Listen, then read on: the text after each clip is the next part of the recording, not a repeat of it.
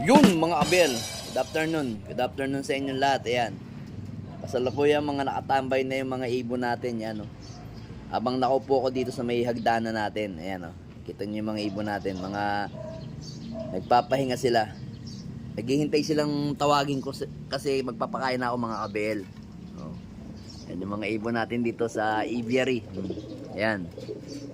Anong oras na ba? Ayan. 5:47 na mga abel. Hindi na tayo nagpalipad ngayon. Ngayong hapon. Kasi kaninang umaga nagpalipad na tayo sa mga warrior natin. So medyo nahataw nga sila kaninang umaga. Kasi 6:30 ko sila pinakawalan. Tapos kalahating oras bababa sila mga 7. Doon sila bababa sa bubong. Ayun.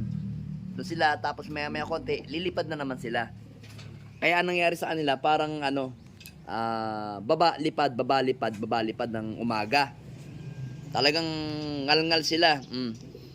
Yung mga panlaban natin bali 6 lang yung pinakawalan natin, hindi natin pinakawalan yung mga ibang young bird natin dito. Yung mga nakalaban lang. Ayan yung mga ibon natin mga abel, oh. Kita nyo, oh. Ayan ang mga mga nagpapahinga, nandito sila sa labas lahat eh. So yun, asan yung ating ayun yung dalawa nating mag-asawa, ayun si Miss Peter at saka si Miss Rigor at saka si Pula, ayun lagi naghahabulan. Hindi ko naman papaitlogin yan, hindi ko lalagyan ng pugad. Oh, ito yung anak ni Miss Peter, oh, kay Juana. Ang bait, oh. Meron pa tayong isang ibon na kapatid nito na nasa labas pa naglilipad. So ngayon after nung dumating ako dito ng mga tanghali, mga bago mag alas 11, 11 na rin ata yun, nagpawala rin ako sa kanila. Halos lahat yan pinakawalan ko, pero lang doon sa apat na young bird. Ito, yung mga young bird na yan, isang yan, tsaka yung may bulutong, ayun, yung may bulutong na yun. Tapos, yung checkered na yun, yung nakasout na yan, yung checkered na yan, yung si Tak na yan, Tak ang tawag ko dyan, at saka asan pa yung isang white light. Ayun yung white light na yun, si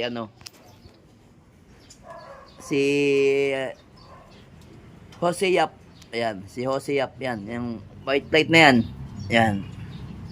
Yan yung hindi natin pinakawalan kanina tanghali. Kasi halos lahat ng mga young bird natin dito, mga ibon natin, nalipad na. Yung mga south na lang ang hindi. Yan. Kaya hinayaan ko sila. Ngayon, yung hindi pa umuuwi na kapatid nito, hindi pa masyado sanay na makipagsabayan sa liparan.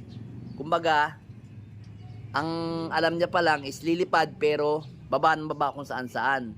Hinahayaan ko lang kasi nga para masanay na sila kasi malapit na ang laban nila by July, August. Kaya kailangan masanay na sila sa liparan. Pinatatanda ko sila sa labas.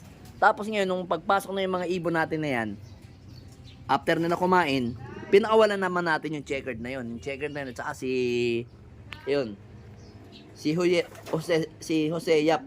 Kasi yan, Jose Torres na Egayap, yung white plate na yan. Kaya pinakawalan natin dyan. Kanina silang dalawa. Pero itong dalawang to, bata pa kasi ito eh. Medyo naiyak po to. Tsaka yun, yung may bulutong na yun. Hindi pa. Kumbaga, kinukulong ko lang doon sa isa kong aviary na yun, yung maliit mga abel. Sa may nakaupo na yun doon. So ngayon, meron din ako mga abel na pinagparis muna dito. Kasi, ang bait talaga nito. Panlaban natin ng PUF. So meron ako ditong papakita sa inyo. Ito kumbaga mga abel, hinabol ko lang kasi ito yung dalawa. Yung natin, Black Eagle African natin, ayan. Ayan yung Black Eagle African natin mga abel, yun. Lagyan natin kaya lights para maliwanag. Yun. Ayan yung Black African Eagle natin mga abel, tong hen na to. Ito nailaro to sa TGRC. Yan. Hanggang Allen Samar. Hindi na lang nailaban kasi naging pilantod siya kasi nadisgrasya yan. Takloban ata nun konti na lang kumarga kaso to hindi na naikarga. Alam naman natin lahat ng mga African Black Eagle, mga long distance na ibon yan, kita nyo. Then pinarisa natin ito. Ni Mr. David, yan. Vandenbroek, yan. Pinaris natin dyan. So, susubukan natin yung anak niya sa South. Kumbaga, ano ba ngayon? May, June, July, August, September, October, November. Sakto, mga 6 months, 6 to 7 months, pwede na ilaban yung mga anak niyan. Susubok lang tayo, isang karagahan lang kasi ito kasi si African Black Eagle, ang liparan talaga nito South lang, hindi pa nasusubok sa Norte. Ngayon, kaya hinahabol ko baka sakali lang, kahit old bird lang pwede na, kaya pwede rin young bird. Meron pa naman akong young bird yan ng PUF yung PUF na puti yan, sing-sing, pwede yan. Sasalpaan natin, sayang naman, di ba mga kabel? Subok lang, testing lang. Ito naman, subok naman ng mga lahi nito, si Mr. David Ito naman sa kaibigan ko. Susubukan ko lang, para lang malaman natin kung titirada sila. So, ano kaya magiging anak niyang dalawang yan? Kasi, inalabas nito, lamang nilabas nito nung ay hindi nga pala, ginawa ko nga lang pala tong hindi ko pala to na-breed mga abel, itong si Mr. David, kasi nung kasalukuyan dumating sa atin to, nawala to sa nung bata, kagaya ng mga umiiyak-iyak pa. Nabuksan ko kasi kaagad yung yung ibiary ko, tapos hindi ko napansin nakasama siya do sa pinakawalan ko, kaya nawala siya kasi wala pa siyang viewing nun. Kaya nabigla yan, kumbaga nawala sa liparan dito kasi nga unang lipad, nagkamali, human error.